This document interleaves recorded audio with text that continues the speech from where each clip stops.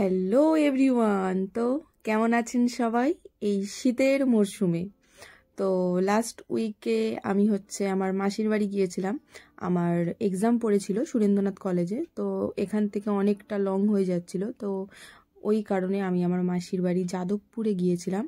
তো সেখানে গিয়ে এই যে চিকেন প্যাটিস, এটা আমি আর আমার বৌদি দুজনে মিলে বানিয়েছিলাম। তো এক্সাম দিয়ে এসেছিলাম সবে, তো বৌদি বলছে যে কি খাবি বল। তো দুজনে মিলে বললাম যে নতুন কিছু বানানো যাক। তো বৌদি বললো যে হ্যাঁ চলো, কি বানাবে চলো। তো আমি বললাম চিকেন প্যাটিস। তো রেসিপিটা যখন বানাচ্ছি আর সেটা ভিডিও না করলে হয় বলুন তো আপনারা?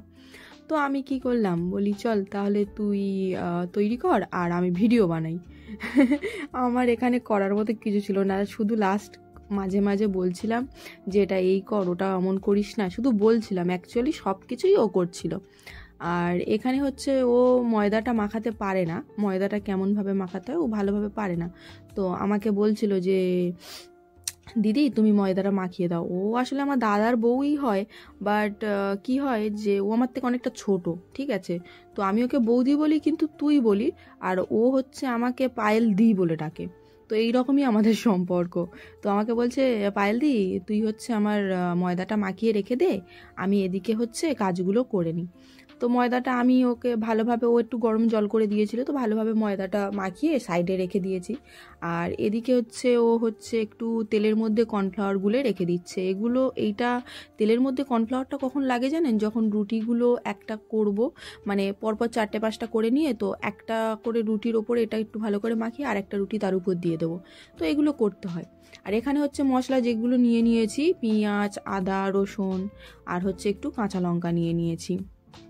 কেননা যেহেতু আমরা এখানে চিকেন প্যাটিস বানাবো, তো চিকেনটাকে ভালোভাবে কষে নিতে হয়, তো তার জন্য এগুলো নিয়ে নিয়েছি। আর এদিকে পেঁয়াজগুলো ছোট ছোট করে কেটে নিচ্ছি। আপনারা কিন্তু চাইলেই কিন্তু যে শুধু যে চিকেনের করতে পারেন তা কিন্তু নয়, আপনারা ঘরে যে কোনো কিছু, আপনারা ভেজিটেবলের করতে পারেন। তো ভেজিটেবল বলতে ওই সবজিগুলোকে হালকা একটু ভেজে, বলতে গেলে এই পেঁয়াজ, আদা, রসুন দিয়ে একটু কষিয়ে ভালো করে ভেজে, তারপরে এগুলো দিয়ে একটু ভালো করে কষিয়ে নেবেন। ব্যাস, একটু পুর টাইপের বানিয়ে নিলেই হয়ে যাবে। ভিতরে একটা পুর দিতে লাগে অ্যাকচুয়ালি, তো পুর টাইপের বানিয়ে নিলেই হয়ে যাবে। ও এদিকে চপ করছিল আর আমি একবার করে ওকে দেখাচ্ছিলাম যে দেখুন কি করছে। আর মাংস আমাদের বেশি ছিল না, 250 থেকে 300 গ্রামের মতন মাংস ছিল, কেননা আগের দিন মেসো মাংস এনেছিল। তো ও বলেছিল যে তুই কি খাবি বল। আমি বলেছিলাম স্যুপ খাবো। তো স্যুপ খাওয়ার জন্য একটু ব্রন মাংস রেখে দিয়েছিল, আর ও বলেছিল যে পকোড়া কি খাবি। তো আমি বলেছিলাম হ্যাঁ। তো পকোড়ার জন্য রেখে দিয়েছিল, সেই মাংসটা দিয়েই আজকের আমাদের চিকেন প্যাটিস বানানো হচ্ছে। তো এদিকে রসুন আর আদাটা ভালো করে থেঁতো করে নেওয়া হয়েছে, পেঁয়াজগুলো একদম কেটে রেডি করে নেওয়া হয়েছে, পেঁয়াজ, কাঁচা লঙ্কা। আর এদিকে কড়াই তেল দিয়ে দিয়েছি। এবার এই পেঁয়াজ, আদা, রসুন দিয়ে ভালোভাবে একটু দিয়ে তারপর মাংসটাকে দিয়ে ভালোভাবে কষে নিতে হবে। আর এই যে যখন হচ্ছিল না, তখন আমার ভাই এসে দেখে বলছে কি বানাচ্ছিস দিদি। তা আমি বলছি যে চিকেন প্যাটিস বানাচ্ছি, বসলে আর একটু বাদে হবে তো খাবি। তো আমার ভাই বলছে না না আমি বসতে পারবো না, বন্ধুরা সবাই ডাকছে সামনে মাঠে, তো তুই হলে আমাকে ফোন করবি। তো আমি বলেছি ঠিক আছে। কিন্তু বাবুর তস হয়নি, ভেবেছে দিদি যদি বা সব কিছুই খেয়ে নেয়। এমন ছেলে, আড্ডা মারতে মারতে কম করে 2 থেকে 3 বার এসে ঘুরে গিয়েছে, জানালা থেকে টু মেরে বলছে হ্যাঁ রে দিদি হয়েছে। তখন আমাদের কিন্তু হয়নি, তখন অ্যাকচুয়ালি আমাদের এই মাংসটা তখন কষা হচ্ছিল। এমন ছেলে 10 বার বলে যাচ্ছে। আর এদিকে ওই দিনকে আমার মা, আমি এক্সাম দিতে গিয়েছি, আমার মা অনেক কিছু, সারাদিন আমার বৌদি নানান আইটেম বানিয়েছে আর আমার মা খেয়ে গেছে। খেয়ে আমার মার তো সে কি পেট একদম ফুলে কি অবস্থা।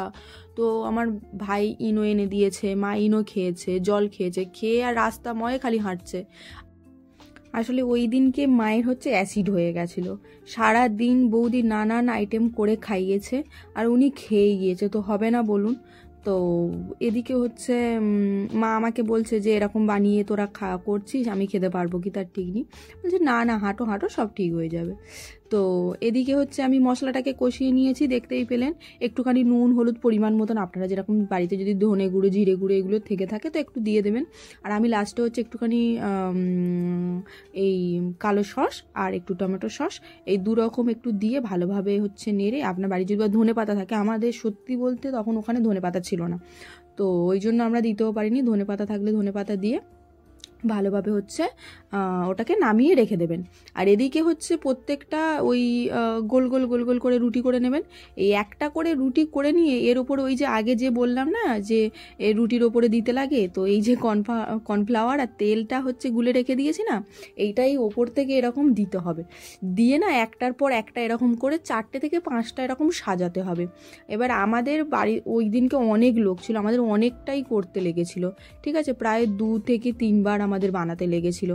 তো এই রকম করে একটার উপরে একটা দিয়ে দিয়ে আর তারপরে হচ্ছে এটাকে রোল করে নিয়ে তারপর আবার এটাকে কেটে নিতে হবে। কেটে নিয়ে তারপরে ওটাকে আবার ভালোভাবে বেলে ওর মধ্যে পুর দিয়ে প্যাটিসের আকার দিতে হবে। তো করাটা খুবই সহজ। আমরা তো যখন মানে প্রথম বানাই দুজনে ভাবছিলাম যে কত না বড়, মানে বিশাল একটা ব্যাপার হবে, কি হবে, মানে কি না কি ভাবছিলাম দুজনে, কিন্তু যখন দুজনে বানাতে গেলাম তখন দেখলাম খুবই সহজ। আর এখানে আমরা শেপ দেবো বলে দুজনে আবার কি করেছি, ওকে বলেছি যেই দেখ 4 কোণা করতে, এই ভালোভাবে ত্রিভুজ করতে গেলে না ভালোভাবে 4 কোণা করে কেটে নিই, দেখতে সুন্দর লাগবে, পরে ওই আটাটাকে অন্যরকমভাবে করে নেওয়া যাবে। তো এদিকে দেখতে পেলেন 4 কোণাভাবে একদম সুন্দর করে ছুরি দিয়ে আমি কেটে নিয়েছি।